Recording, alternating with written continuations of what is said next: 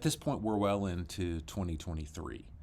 And I don't know how the year's going for you so far in relationship to what you expected it to be. A few weeks ago, you made New Year's resolutions.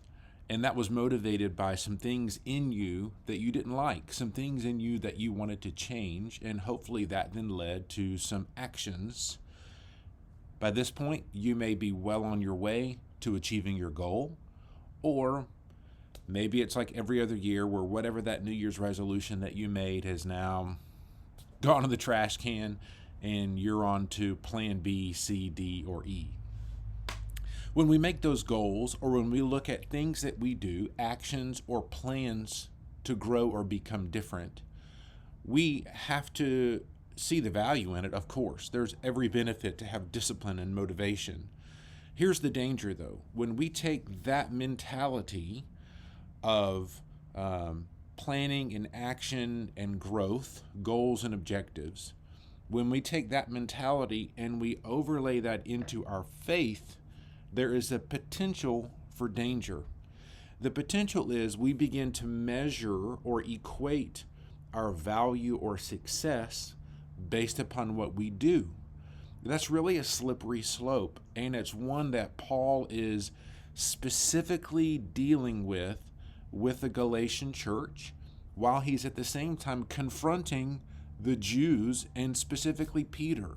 We looked in Galatians chapter 2 this past week, right on the heels of Paul really publicly condemning Peter for taking his actions, his goals, and allowing them to misapply the truth of the gospel. In fact, he even used the language that we looked at last week. He was out of step with the truth of the gospel. And what Paul then begins to emphasize is our salvation, or our standing with God, is 100% because of the work of Jesus.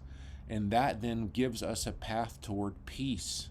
Justification is the word that we looked at specifically in verses 15 and 16 this past Sunday. If you missed the sermon, you can go check that out.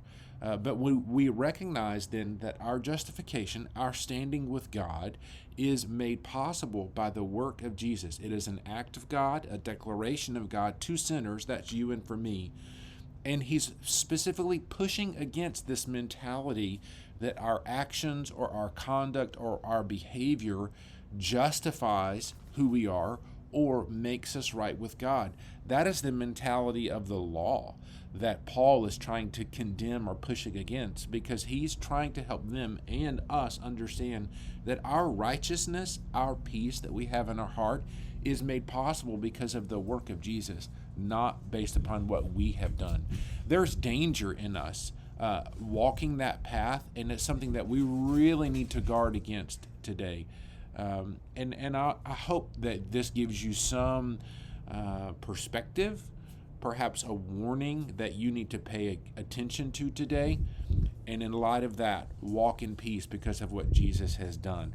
Check out our sermon. We went into great detail this past Sunday on what justification is, what it implies and what it means, and what our response for worship should be in light of that. I hope you're encouraged and challenged today to consider that deep theology and walk in that truth. God bless you, and until next time, have a great day.